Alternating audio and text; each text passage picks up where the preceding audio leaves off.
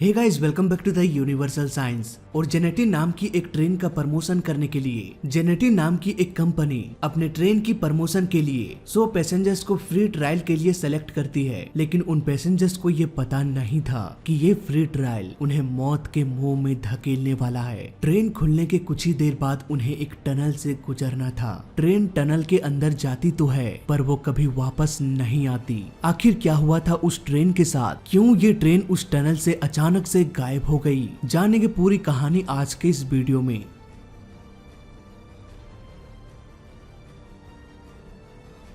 14 जून 1911 Italy में एक शहर रोम 100 पैसेंजर और 6 रेलवे स्टाफ जेनेटी नाम की एक ट्रेन में सवार होने लगे। इस ट्रेन में एक इंजन और 3 कोच लगा हुआ था। ये जेनेटी नाम की एक कंपनी की आधुनिक ट्रेन थी जिसे पहली बार पटरियों पर लाया गया था। अब क्योंकि इस ट्रेन का ये पहला ट्रायल था तो इसे यादगार बनाने के लिए, ट्रेन का प्रमोशन करने के लिए 100 ऐसे पैसेंजर्स को सेलेक्ट किया जाता है जिसे वाकई में भरोसा हो कि ये एक आधुनिक ट्रेन है। 14 जून 1911 प्लान के मुताबिक सभी पैसेंजर्स अपनी अपनी सीट पर बैठ गए और ट्रेन के खुलने का इंतजार करने लगे। ट्रेन का पूरी तरह से इंस्पेक्शन करने के बाद ट्रेन ड्राइवर ने इसे पटरियों पर दौड़ाना शुरू कर दिया। सभी पैसेंजर्स इस फ्री ट्रायल का आनंद लेते हुए आगे की ओर जाने लगे। इस ट्रेन में सब कुछ ठीक चल रहा था, लेकिन करीब 1 घंटे के बाद इस ट्रेन को एक लंबोडी नामक टनल से गुजरना था। इस टनल की लंबाई करीब 1 किलोमीटर थी। धीरे धीरे ये ट्रेन टनल के नजदीक आता गया।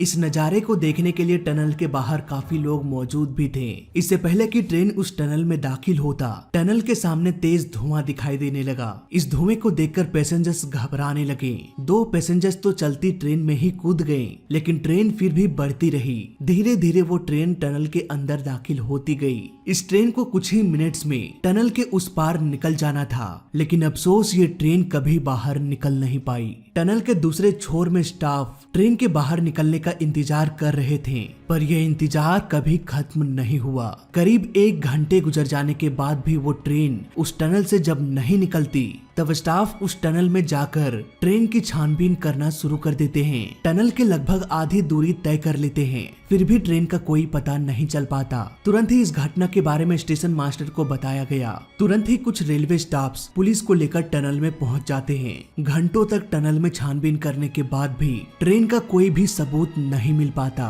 सबके दिमाग में बस यही चल रहा था कि ट्रेन आखिर गई तो कहां गई। ये घटना काफी हैरान कर देने वाला था। शायद इसीलिए देखते ही देखते ये घटना पूरे इटली में वायरल हो गई। दिन गुजरा, महीने बीते, पूरा साल गुजर गया, फिर भी इस ट्रेन का कुछ भी पता नहीं चल पाया और करीब 2 साल बाद इस इन्वेस्टिगेशन को बंद कर दिया गया। समय के साथ साथ इस मिस्टीरियस घटना को भुला दिया गया। करीब 2 साल बाद 2 व्यक्ति पुलिस को ये बयान देते हैं कि हम उसी ट्रेन में सफर कर रहे थे, हमें उस ट्रेन में बहुत अजीब सा लगने लगा, इसलिए टनल में दाखिल होने से कुछ सेकंड पहले ही हम ट्रेन से कूद गए। ट्रेन के उस हादसे के बाद दोनों व्यक्ति की मानसिक हालत ठीक नहीं थी, लेकिन क्योंकि वो दोनों उस ट्रेन से कूदे हुए आखिरी इंसान थे जो अब तक जिंदा बचे हुए थे, उनकी बातों को इग्नोर करना भी सही नहीं था। इसलिए इस केस की छानबीन करने के लिए फिर से एक टीम का गठन किया गया। लेकिन समस्या ये थी कि आखिर ट्रेन को खोजे तो कहां पर खोजे। ट्रेन कभी भी टनल के उस पार निकली ही नहीं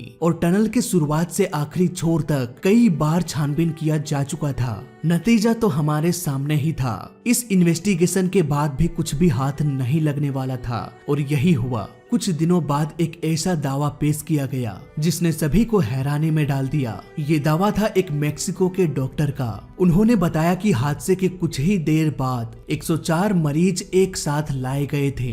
डॉक्टर के अनुसार वो सभी मानसिक रोगी थे क्योंकि उनकी हरकतें और बातें बहुत अजीब थी। उस डॉक्टर ने सारे मानसिक रोगी से ये जानने की बहुत कोशिश की कि आखिर उनके साथ क्या हुआ, लेकिन वो सब कुछ भी बताने के लायक नहीं थे। डॉक्टर ने तो यहाँ तक भी कह दिया कि पता नहीं वो सभी के सभी इलाज के तुरंत बाद कहाँ गायब हो गए। समय के साथ साथ इस घटना को सभी भूलने लगे थे। ट्रेन का कोई सबूत भी नहीं मिल रहा था, इसीलिए फिर से इसकी इन्वेस्टिगेशन को बंद कर दिया गया और तब से लेकर आज तक ये घटना एक मिस्टीरियस कहानी बन के रह गई। लेकिन भले ही इस ट्रेन का इन्वेस्टिगेशन बंद हो गया हो, पर समय समय पर दावों का सिलसिला कभी खत्म नहीं हुआ। कभी इस ट्रेन को रोमानिया में देखा गया तो कभी रसिया में, इसे जर्मनी, मेक्सिको मेक्सिको, यहाँ तक कि भारत में भी देखे जाने का दावा किया गया और ये भी बताया गया कि जेनेटी का वही मॉडल, वही 3 डिब्बों वाले मॉडल की ट्रेन को देखा गया। पर इस कहानी में कितनी सच्चाई है? क्या ये वाकई में गायब हुआ था या फिर महज एक कहानी है? आइए देखते हैं हमारा इन्वेस्टिगेशन क्या कहती है।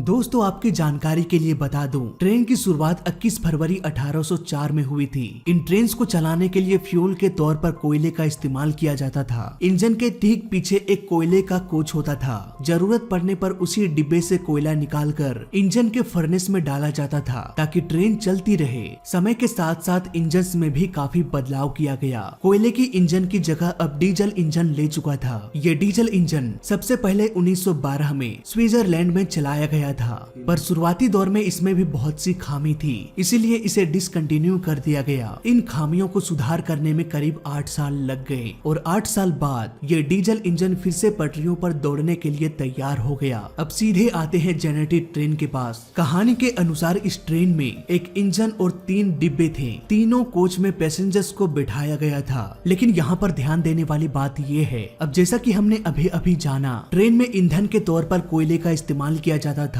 इसीलिए पीछे के कोच में पूरी तरह से कोयला भर दिया जाता था। लेकिन कहानी के अनुसार जेनेटी ट्रेन में कोयले वाला कोच तो था ही नहीं। तो आप ही बताइए, इस इंजन को ईंधन कहां से मिल रहा था, जमीन से या आसमान से? अब आप में से बहुत से लोग ये कह सकते हैं कि ट्रेन कोयले से नहीं बल्कि डीजल से चल रहा होगा। वेल, यहाँ पर आपका कहना तो जायज है, लेकिन आपको ये भी ध्यान देना पड़ेगा कि डीजल इंजन का ट्रायल इस घटना के 1 साल बाद किया गया था और ट्रायल के बाद भी इसे 8 सालों के लिए डिसकंटिन्यू कर दिया गया। तो कैसे जेनेटी नाम के ट्रेन में डीजल इंजन लगाया जा सकता था? इसका जवाब मेरे पास नहीं है। अब इस केस में थोड़ा और डिटेलिंग में जाते हैं। कहानी के अनुसार जेनेटी एक रेल मैन्युफैक्चरिंग कंपनी थी, लेकिन इतिहास के सारे पन्ने पलट के देख लो, जेनेटी कंपनी आपको कहीं भी नहीं मिलेगी। कोई भी ऐसी कंपनी मौजूद नहीं है जिसने किसी भी तरह का ट्रेन को डिजाइन किया। अब चलो मान भी लेते हैं कि जेनेटी ट्रेन नहीं बल्कि इसके जगह कोई और ट्रेन होगी और हमें मैन्युफैक्चरिंग कंपनी के बारे में पता नहीं चल पाया। हो सकता है वो एक अज्ञात ट्रेन मैन्युफैक्चरिंग कंपनी हो।